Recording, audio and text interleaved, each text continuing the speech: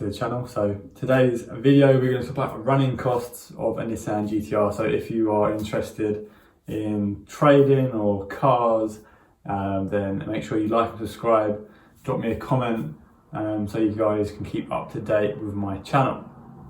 So the running costs of a Nissan GTR. Now it depends on what model you buy. If you're looking to get a Nissan GTR, I went for the 2009 one, purely based because of just what the stuff that had been done to the car and the way it had sort of been looked after, with all the sort of service history and just a massive logbook of just everything that's been done to the car. So that's what I went for, knowingly that the earlier models of the GTR R35 that they do have some transmission problems.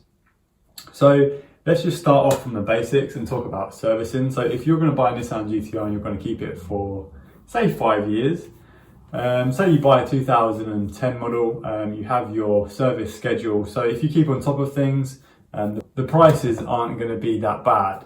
So basically with any car you have servicing. So for example, most cars you'll have a service once a year or X amount of miles that you do. It's the same thing with a Nissan GTR, but with the Nissan GTR, you've got to take in a couple of other things into consideration. So with your user book, it goes through sort of everything that you need to change at each sort of level of mileage, typically around 6,000 miles in the UK, or I think it's a year or something stupid. It depends how much you drive the car, right, pretty much. So based off the mileage, you need to get each service done each different time. So for example, this 6,000 miles, I'll only need to change the engine oil, and then the next 6,000, I might need to change the differential oil and the engine oil, and then sort of every sort of 15 to 20,000 miles, you do a full service where you literally just sort of flush everything, change everything for the long term. So it depends on what mileage the car's at that you're looking at and the service history before it's been done properly. So sort of at the service history mine's coming up to now, it's sort of a major service where I'm changing engine oil, transmission, coolant, differential oil, brake fluid. So there's quite a lot of things going into it. Obviously I have a different stage remap on my Nissan GTR. So that was done through Litchfield. So my air intake is a little different. So I have cone filters, so they're just cleaned and then reused. So it depends on, again, what sort of model and what sort of stuff has happened to your car, you could say. Depends on the sort of prices of servicing. So on top of this, what I'm having done soon also is I'm having a new sump pan, obviously the gasket to go with that. And I'm having a seal put in place for the prop shaft. And I'm also going to have a bit of the transmission out to put some clips in, some magnets, and clean that also. So that's something I need to do because I do actually have a small oil leak. And let me just talk to you about the prices of that job on its own, of what I'm having done. So first of all, the oil leak is from the prop shaft, and basically it's just a seal. So that cost me about £45 to grab the seal.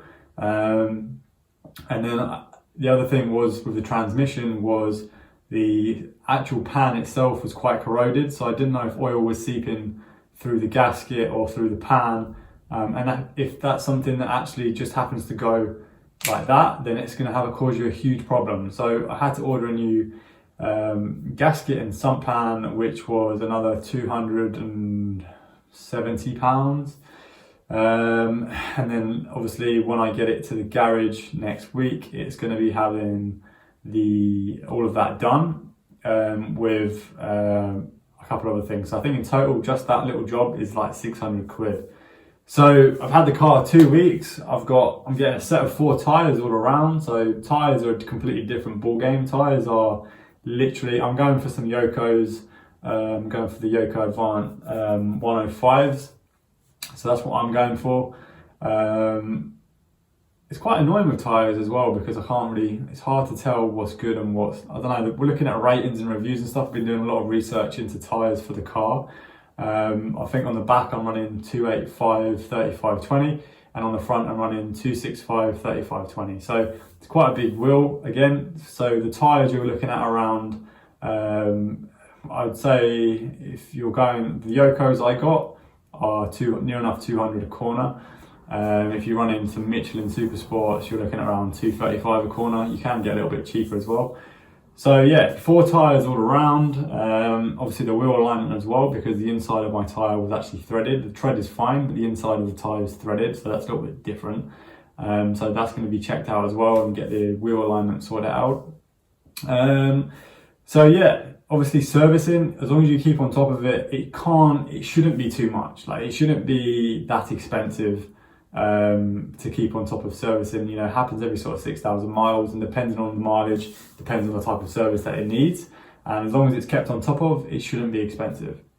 If anything goes wrong, so for example, my transmission is a little leaky at the moment, that is a little bit of a problem. Again, that's a cost that you can come into now and again. It's just something that happens. So I'm getting that changed and that sorted out. Obviously tyres as well. I think the average sort of lifespan, again, it depends how you drive the car. If you're going to rag the car everywhere, then you're going to be going through tyres like there's no tomorrow. I mean, the car kicks out 660 horsepower on all 4 corners. It's going to shred through tyres if you don't look after them. So again, depends on how you look after tyres, but again, that's going to be $1,000 for a set of 4 tyres. Luckily at the moment I haven't gone into any brakes yet, but I know I think for a set of brakes, pads are I think $250 front, and again probably the same price at the back. And I know it depends on types of brake discs that you get, but you're looking in the UK at around 1,500, maybe a little bit more, maybe a little bit less, depends where you go. But that's the sort of price range you're looking at for a full brake job on the Nissan GTR. Other than that, the car at the moment runs absolutely fine. I do have a TPMS sensor on the dash at the moment, and that's just basically a tyre pressure sensor, which I'm going to gauge on Wednesday, and I'm going to see if they can sort that out as well. But you know, it's only a little fix. And then to top things off at the moment, I've also got a low battery on my key fob, so I have to get a new battery on that. So, you know, if the world wasn't already crumbling down already, I've got to spend more money on a fucking battery. So yeah, guys, obviously the car isn't cheap, and it's expensive to buy, it's expensive to sort of maintain, and it's quite expensive to run as well. So in the moment at the UK, if you're buying in, you can only buy, I know it depends on the map you have, if you have a standard or whatever, but typically you can only run that car on 99 RON, from either, the only place that do it is Tesco Premium Fuel or Shell V Power. They're the only 2 garages that sell the 99. That's the highest we can go to in the UK. So that can be expensive as well. And if you're on a motorway, you're looking at I think between 130 to 150. I think I paid 140 when I picked up the car. But obviously at the moment, the price of oil has dropped. So in the UK, yeah, I normally pay at the moment like 107 a litre for the 99 shit, which isn't too bad. It used to be like 130 something, 135 when I had my BMW. So yeah, it wasn't too bad. So yeah, but the car does absolutely drink it. So it's a 74 litre tank. Just driving around town for me at the moment, I'm getting about 160, 170 miles out of the tank, which is crazy. So normally on a motorway, you can get average between 300 to 400 miles on a run. I'm yet to understand as well, because I run different maps on the car. I think the one I'm running, map 3 is 660. Map 2 is like 600, and I think map 1's like 550 maybe. I'm not sure if I run it on a different map that the fuel economy is a little different or not. I'm not sure. I am going to try and look into that as well and see if I can get some answers. But yeah, so you know, if you're on a motorway, you can get around 24 to 23 miles per gallon, just cruising at like 80 miles per hour. But yeah, guys, I mean, the running costs on them are quite crazy. And if something does go like the transmission, you're looking at a lot of money, around 11 grand for a new transmission. So yeah, you've got to be careful how you treat the car. I know if you do like a couple of launches, you have to take it back to the dealership to get it retested or whatever, reset.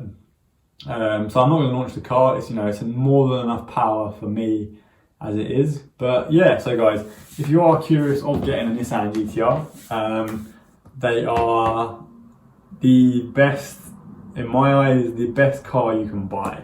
Now, if you've got a lot of money and you want to modify the car and you've got, you know, money to spend on it, it's the car that you can take to any level.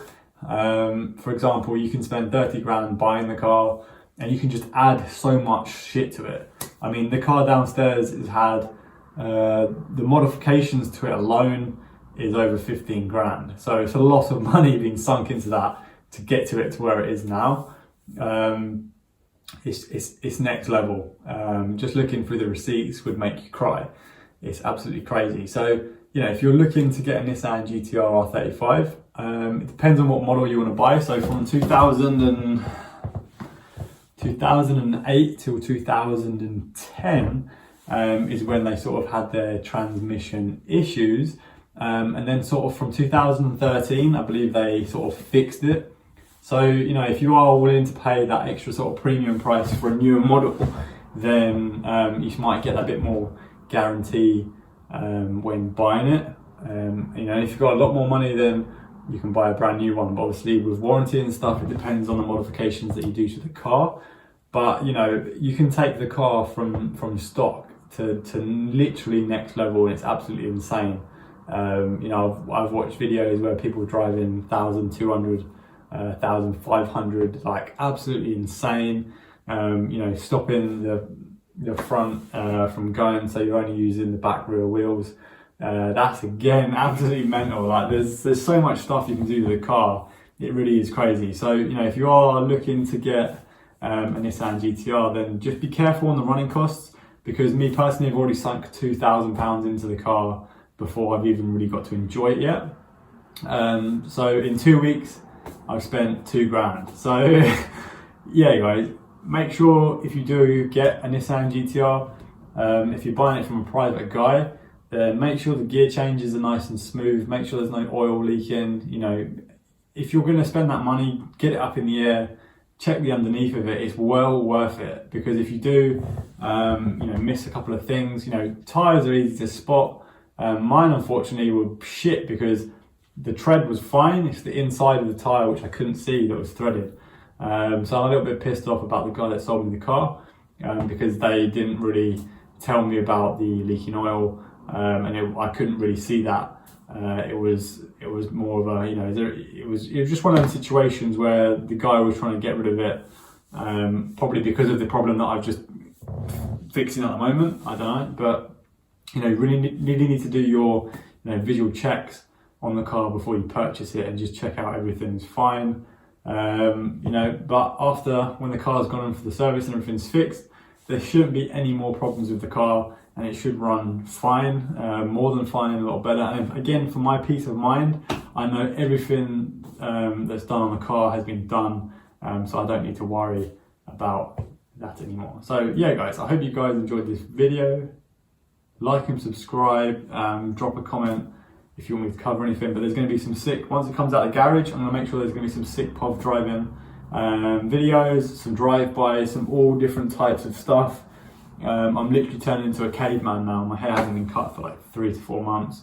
My beard, I'm doing myself, but I don't trust myself. So yeah, guys, hope you enjoyed the video. As always, take care.